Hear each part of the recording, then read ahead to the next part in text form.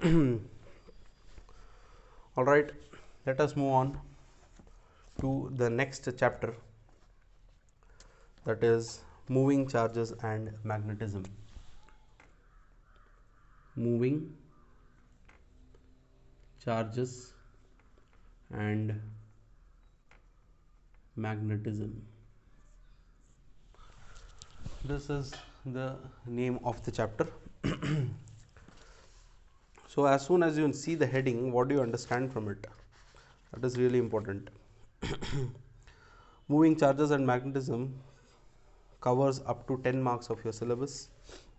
Covers up to 10 marks of your syllabus. तो यहाँ से हम लोग एक 5 मार्क का डेरिवेशन तो पक्का एक्सपेक्ट करते हैं हर हमेशा. Every year the third derivation of party comes from this. ठीक है. Problems recently they have started asking, maybe twice or thrice they have asked one 5 mark problem, but usually one derivation of 5 marker, then 3 mark and 2 mark में इसके marks बढ़ जाते हैं. ठीक है. तो what do you mean by moving charges and magnetism? Until now what we have discussed is we have talked about charges at rest. तो जो भी पहले 2 चैप्टर हमने सीखे उसमें ये था कि इलेक्ट्रोस्टैटिक्स, यानी when the charges were at rest everything we tried to find. Current electricity, when the charges started moving, the behavior with respect to electric field was done. Clear? Now we are talking about moving charges. When the charges move, what happens with regards to magnetic field? Yeah, magnetism. So how is this magnetic field or the magnetic force related with regards to a charge which is moving? That is what we are going to learn in this particular chapter. To start with, let us say, what do you mean by a magnetic field? What do you mean by a magnetic field? ठीक है. So what do you mean by magnetic field is the question. So you have learnt before also कि electric field, you have learnt the region or space around which another charge experiences a force of repulsion or attraction. We can call it electric field. Now what about magnetic field? It is again the space or region around the current carrying conductor. ठीक है. समझो कि एक current carrying conductor है.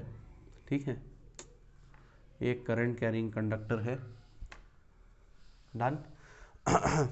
The region or space around the current carrying conductor within which its influence can be felt by a magnetic needle is called magnetic field of a current carrying conductor. क्या समझे? तो कोई भी एक current carrying conductor होगा, उसके आसपास वो रीजन जहाँ पर मैं एक मैग्नेटिक नीडल ला के रखूँगा तो नीडल में डिफ्लेक्शन आएगा. ठीक है.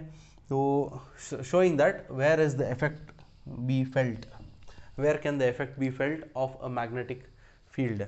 That region itself, wherever the effect can be felt of the magnetism, that is what is called the magnetic field.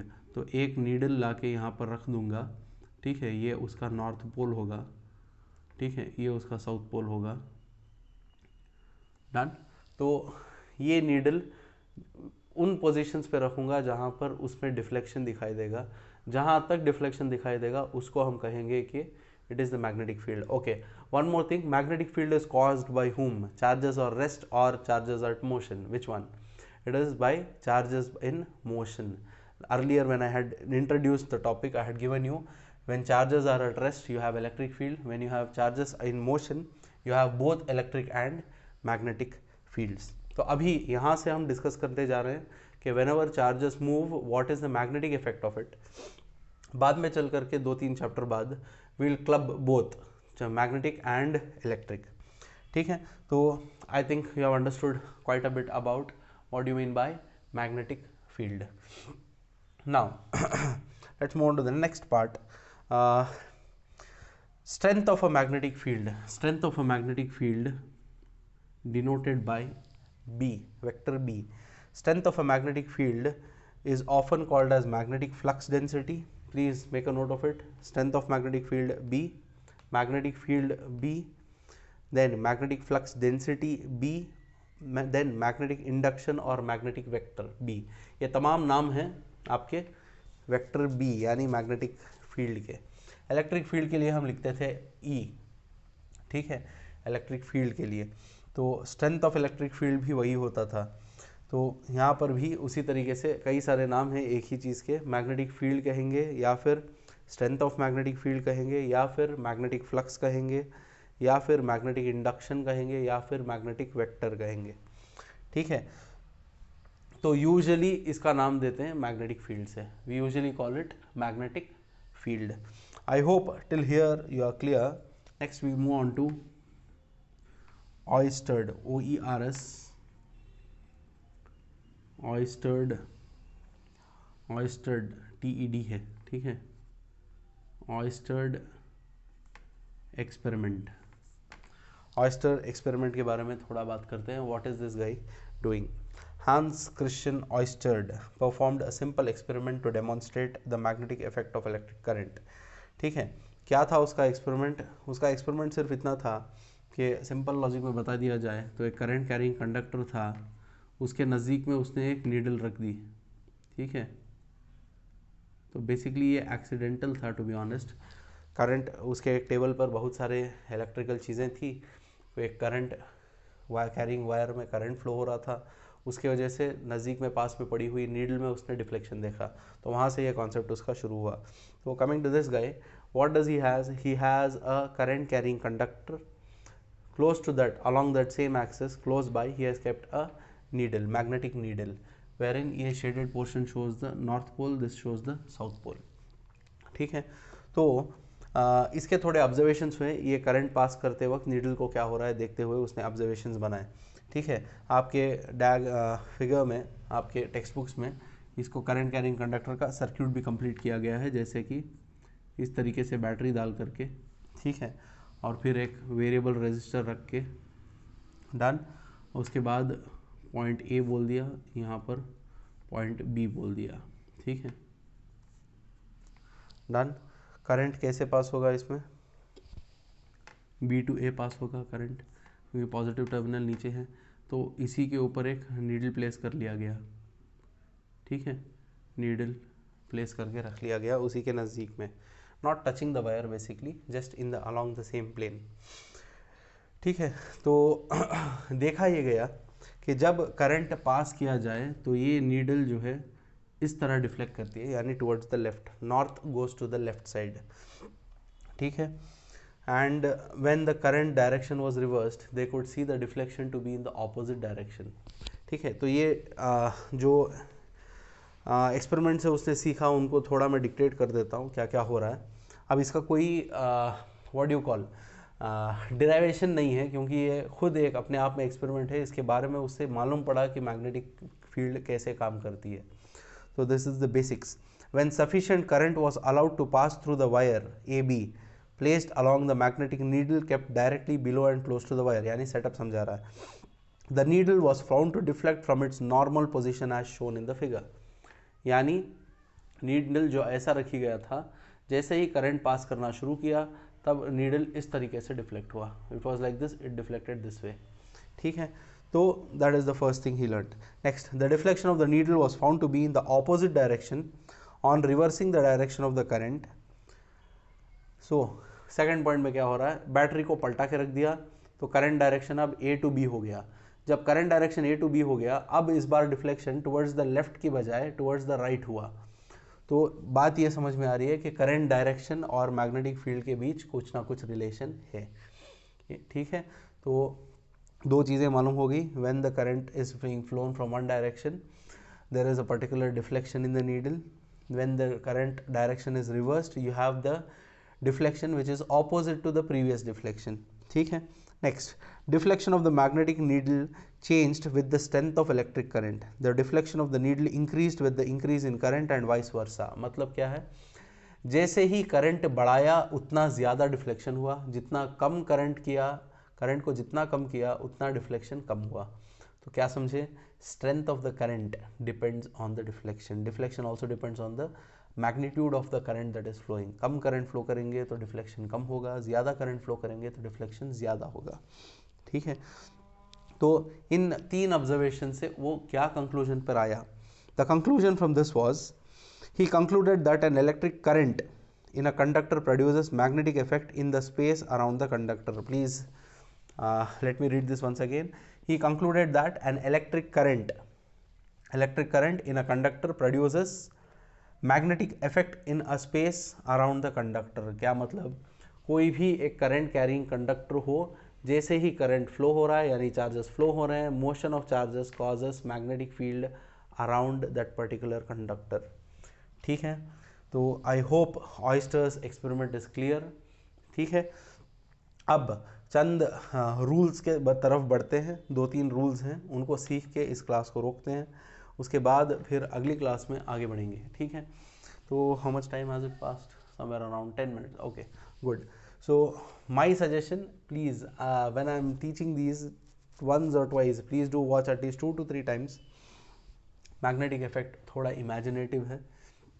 ठीक है, कोई भी चीज़ दिखाई नहीं देती, must we have to feel it. ठीक है, so use your imagination more. As when I am showing the diagram, you need to imagine it. In front of it a needle is kept, you need to imagine that, and only then you will be able to understand the topic. तो conclusion खत्म हुआ. He concluded that electric current, that is the flow of charges in a conductor, produces magnetic field or magnetic effect in the space around the conductor. Done. तो next थोड़ा rules. Direction of deflection of magnetic needle due to the electric current can be found by applying Ampere's swimming rule. Ampere's swimming rule. Ampere's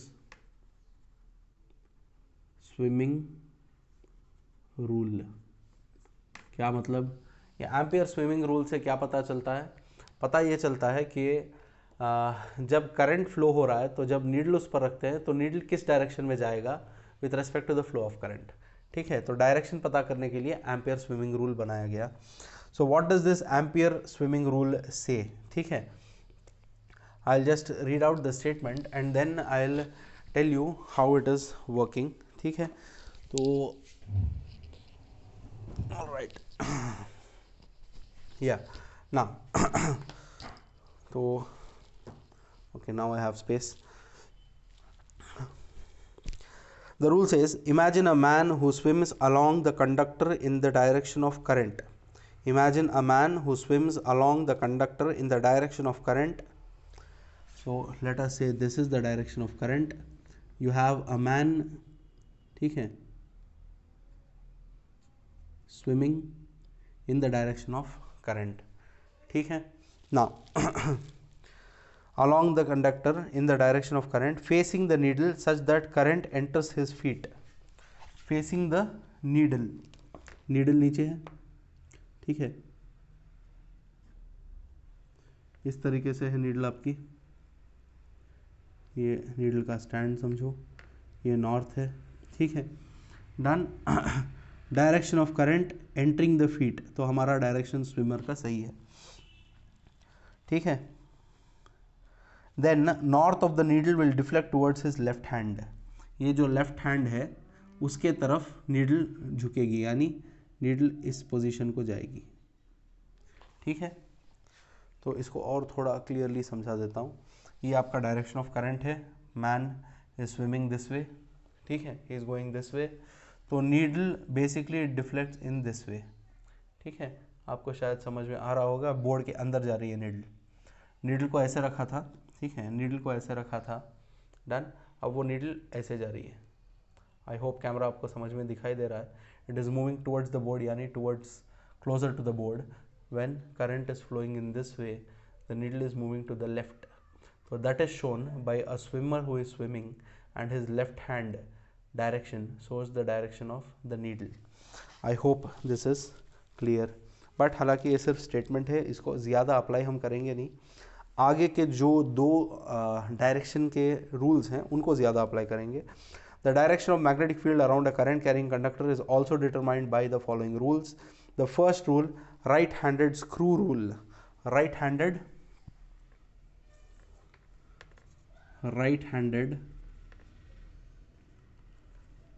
screw rule.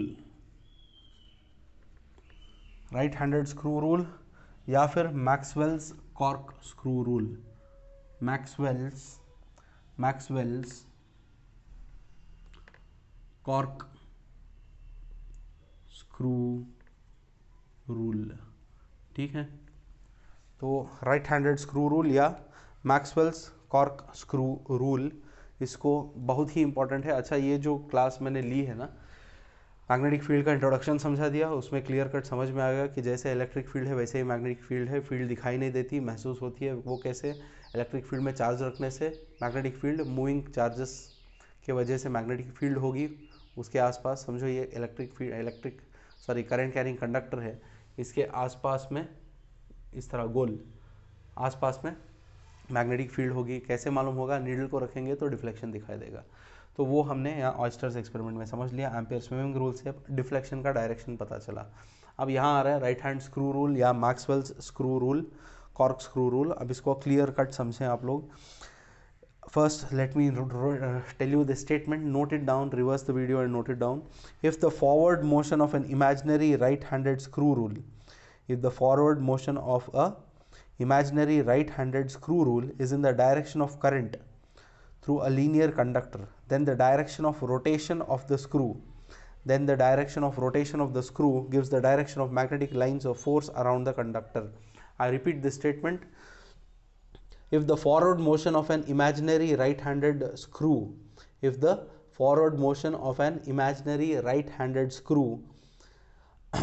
is in the direction of current through a linear conductor, then the direction of rotation of the screw gives the direction of magnetic lines of force around the conductor. तो इसको अब हम समझते हैं कि क्या मतलब है इसका। ये आपका एक कंडक्टर है, लीनियर कंडक्टर, ठीक है, डन। तो इसके लिए मैं एक स्क्रू फिट कर रहा हूँ ऐसे, ठीक है, डन। ये आपका स्क्रू है, स्क्रू समझ लेना उसको, ठीक है ना। डायरेक्शन ऑफ करंट कैसे जा रहा है? ऊपर। वो बोल ये रहा है, if the forward motion of an imaginary right handed screw is in the direction of current through the linear conductor, then the direction of rotation of the screw gives the direction of magnetic lines of force. Just go through. I'm coming in 1 minute.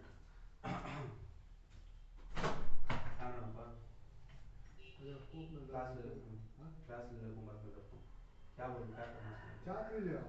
ठीक है। ये भी डाल दे P low कोप में। कोप तुम ना डाल तो ले लो। कहीं को मजे है। तुम्हें पी लिया सारा कर बोले ऐसा।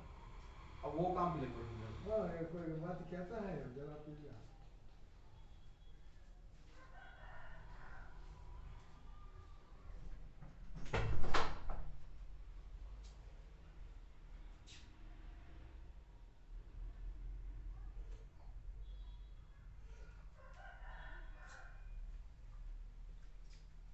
हाँ, तो मैं ये बता रहा था, had a disturbance due to the college. Yeah, so I was saying, as the cork screw, ठीक है, स्क्रू को आप यूं घुमा के ऊपर जाएगा, ठीक है। स्क्रू को आप क्लॉकवाइज घुमाओगे नीचे से देखते वक्त, ठीक है, क्लॉकवाइज घुमाओगे तो जाहिर सी बात है ऊपर की तरफ जाएगा। So if I advance the screw in the direction of current, तो स्क्रू कैसे घूम रहा? ऐसे, ठीक है। तो यहाँ पर किस तरीके से आएगा? जो बाहर का लाइन है यहाँ पर आएगा मैग्नेटिक फील्ड, ठीक है, अंडरस्टैंडिंग। तो फिर से समझा देता हूँ। ये आपका स्क्रू है, ठीक है। स्क्रू को मैं इस तरीके से घुमा रहा हूँ, मेरा थंब देख रहे हो, ठीक है, इस तरीके से घुमा रहा हूँ तो स्क्रू कैसा जाएगा? ऊपर जाएगा। जब ऊपर जाएगा, जो मेरा थंब यूँ मूव कर रहा है ना, उस थंब के डायरेक्शन में ये देखो, अच्छा इस तरीके से जा रहा है, थंब ऐसे जा रहा है, तो ये डायरेक्शन मैग्नेटिक फील्ड का होगा। I hope this is clear. Do I have a screw here? Wait, या फिर इससे समझा देते हैं, ठीक है। ये समझ लेना, ये स्क्रू है, ठीक है। तो ये जब मैं यूं मूव करूंगा ना, तो जब रोटेट करूंगा तो ये ऊपर जाएगा। ये टिप जो है करंट डायरेक्शन ले रहा है, तो ये जो रोटेट हो रहा है ये क्लॉकवाइज यूं रोटेट हो रहा है ऐसे, ठीक है। तो जब ऐसे रोटेट हो रहा है तो मैग्नेटिक फील्ड लाइन ऐसे दिखाई दे रही है। I hope it is clear.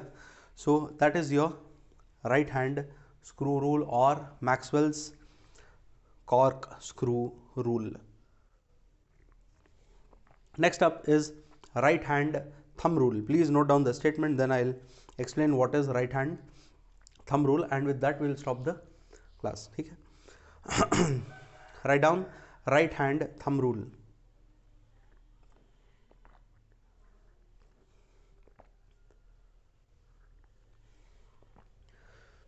So let me tell you the statement. If a conductor carrying current is imagined to be held in the right hand, if a conductor carrying current is imagined to be held in the right hand such that the thumb points in the direction of current, then the tips of the curled fingers encircling the conductor will give the direction of magnetic field lines. I repeat, if a conductor carrying current is imagined to be held in the right hand such that the thumb points in the direction of current, then the tip of the curled fingers encircling the conductor will give the direction of magnetic field lines. ठीक है? तो क्या मतलब हुआ इसका? तो वो heading आप लिख लेना. ठीक है? हेडिंग आप लिख लो. ये है आपका करंट डायरेक्शन. ठीक है? अब राइट हैंड बोल रहा है ना, राइट हैंड ले लो. ठीक है? ये इसको ऐसे रखो. ठीक है? करंट के डायरेक्शन में ऐसे रखो थंब को. तो जिस तरीके से हमारे हाथ की उंगलियां कर्ल करेंगी, the way they go in and come out, that is the direction of magnetic field. तो होता ये है, जब करंट ऐसे जा रहा है तो उसके गोल गोल मैग्नेटिक फील्ड होती है. ठीक है? तो किस तरीके से होती है? इस तरीके से करंट जा रहा है तो हमारे फिंगर्स जिस तरीके से कर्ल कर रहे हैं उस डायरेक्शन में मैग्नेटिक फील्ड होता है. आई होप दिस इज क्लियर.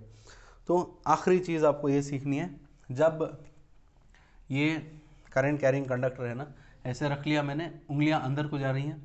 ठीक है?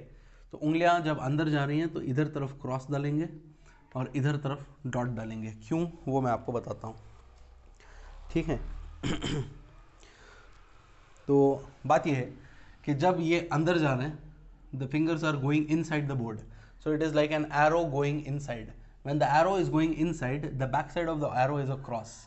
That's how you see the cross. When this side, अब उंगलियां ऐसे वापस यूं बाहर आ रही हैं. When उंगलियां बाहर आ रही हैं, when the fingers are coming out, it is like the arrow is coming towards you.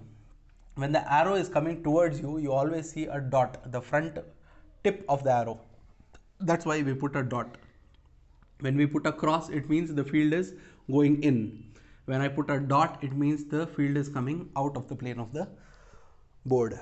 So this is how you actually find the directions. So I'll just read out what it is. The conventional sign for a magnetic field coming out of the plane and normal to it is a dot. In the other words, the magnetic field line perpendicular to the plane in upward direction is denoted by a dot. On the other hand, the magnetic field to the plane in the downward direction is denoted by cross. तो बस आप इतना समझ लीजिए, right hand को ऐसे रखना है, करंट डायरेक्शन में घुमाना है. फिंगर्स पहले बोर्ड के अंदर जा रही हैं इधर तो क्रॉस आएगा, यहाँ पर फिंगर्स बाहर आ रही हैं तो डॉट आएगा. ठीक है? तो सेम चीज़ यहाँ पर भी हो रहा है. डाल के देखिए, आगे की तरफ फील्ड ऐसे जा रही है, फिर ऐसे, फिर ऐसे, फिर बोर्ड के अंदर, फिर बोर्ड के बाहर आ रही है. ठीक है? So that is how the field actually works. I hope this particular topic is clear. In the next one we will introduce what is magnetic force, किन चीज़ों पे डिपेंड करती है, and will discuss what is Lorentz force. Thank you.